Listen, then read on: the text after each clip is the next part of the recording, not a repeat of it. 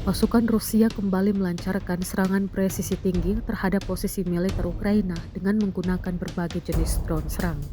Serangan tersebut menargetkan pasukan Ukraina yang berlindung di bangunan dan parit yang kemudian berhasil dihancurkan secara akurat.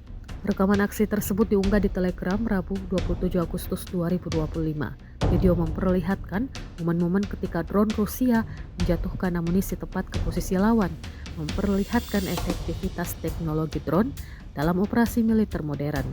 Ledakan hingga api dari drone yang menghujani posisi tentara Ukraina terekam jelas. Serangan ini menunjukkan kemampuan pasukan Rusia dalam mengintegrasikan kekuatan udara tanpa awak untuk mendukung gerakan darat dan menekan pertahanan Ukraina di sektor Krasnomersk.